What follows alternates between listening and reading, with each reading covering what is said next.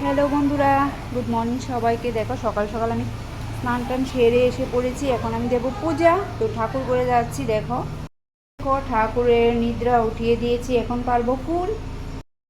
দেখো কিছু ফুল বাইরে থেকে পেরে নিয়ে এসেছি, আবার যাচ্ছি ছাদের উপরে ফুল পারবো। তো ছাদে যাচ্ছি আরও ফুল পাড়ার জন্য।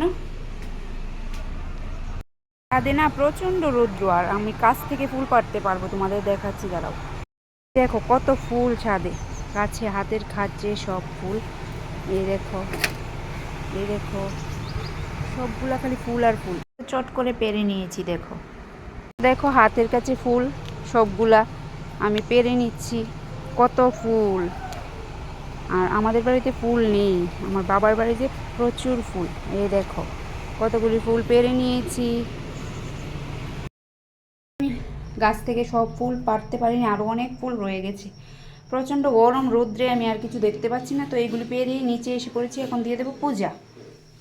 দেখো পূজার বাসন মেজে নিয়েছি রাত্রেবেলায়, এখন একটু ধুয়ে আবার জল নিয়ে আসবো। ঠাকুরের জল আনতে যাচ্ছি কলে বালতি নিয়ে। তো দেখো চট করে এসে পড়লাম, জল নিয়ে এসে পড়লাম ঠাকুর ঘরে। তো এখন পুজোটা শুরু করব। তো প্রথমে আগে ঠাকুরকে স্নান করিয়ে নেব, তারপর সব এক এক করে পূজার বাসন টাসন দিয়ে গুছিয়ে জল টল দিয়ে নেব। দিয়ে এবার প্রসাদটা দিয়ে দিচ্ছি।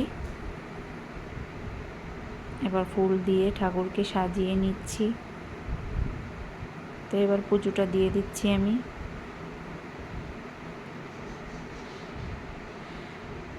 তো এখন চলে যাব আমি বাইরে তুলসী তলায়। তো তুলসী তলায় পুজো দেওয়ার পর আমি সারা বাড়িতে ধূপ দেখিয়ে দিয়েছি। তো আমার পুজো দেওয়া দেখো কমপ্লিট। ফাইনালি আমার পুজো দেওয়া শেষ। তো তারপর একটু খাওয়া দাওয়া করে নেব। তো ব্লগটা আজকের জন্য এখানেই শেষ করছি। তো সবাইকে টাটা।